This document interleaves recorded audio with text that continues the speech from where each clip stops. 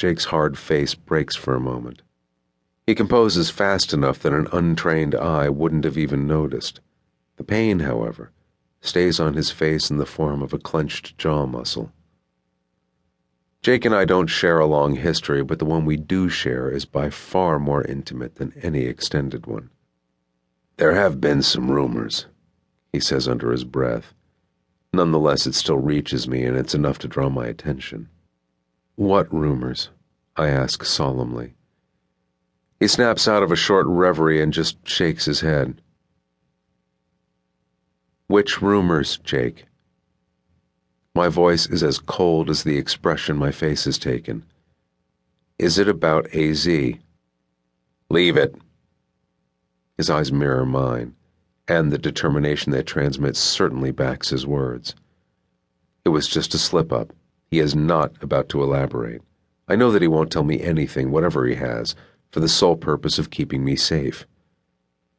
I break our short stare down and grab a stamp from the table. "I'm going to work." I slam the door shut, leaving his office. I pass by the toilets and splash cold water on my face. I dry myself with a raspy paper towel and take a deep breath. I need to calm my inner thunderstorm before going outside. In this state, the simplest word out of place and I'll turn into the Terminator himself. Still propped with one hand on the sink, I survey my reflection in the mirror as I run the other over my few days' growth of stubble. Shutting my eyes tight, I take another deep breath that does shit to calm me, and push the door open with a flat hand. Ted, the thing double, slaps my back in greeting as I take his place at the stool in front of the main door to Jake's. Lately, I've been taking more shifts at the bar when I'm not on a job. It's not that I need the money. The cash I make here is a joke compared to my real job. But I need the distraction. I don't do laid back. Laid back equals enough time to walk down the deepest tunnels of my mind. I'd rather walk through a nuclear explosion than go there. Time passes as I stamp wrists and give each individual a short, thorough detection.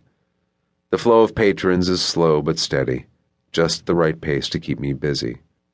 The BS that the bartenders, Dan and Eileen, give one another keeps me entertained as I listen to it through our linked earpieces. Jake has a state-of-the-art internal network communication system we all, including Boss Man himself, wear while working. I tap my earpiece and say, "Eileen, give the guy a break, throw him a bone. He is about to drown in his own drool. That tight shirt is cruel, babe. Cruel."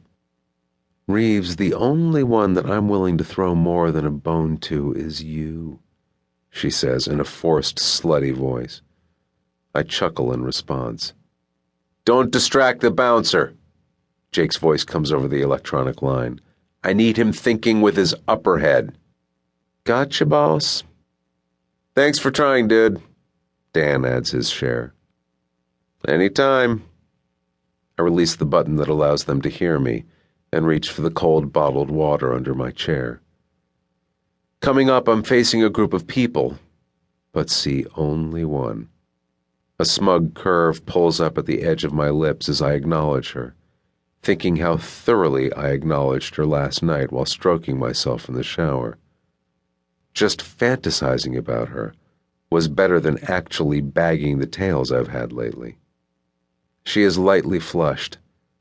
I'm not sure if it's the evening chilled air or a reaction to seeing me again, but I'm hoping it's the latter. She is as beautiful as the last time that I had the pleasure of seeing her. And what a pleasure it was. An absurd thought of whether either of the guys or someone she's seeing jolts to my head as I stamp the wrists of the members of her little group. When I take her wrist in my hand, I lightly press with my thumb on the side, where her pulse is, and notice it's quickened. I slowly lift my eyes from her delicate wrist to align them with hers. "We meet again, Nia," I say in a low voice, though we've met already an abundance of times more in my head, where she was also flushed.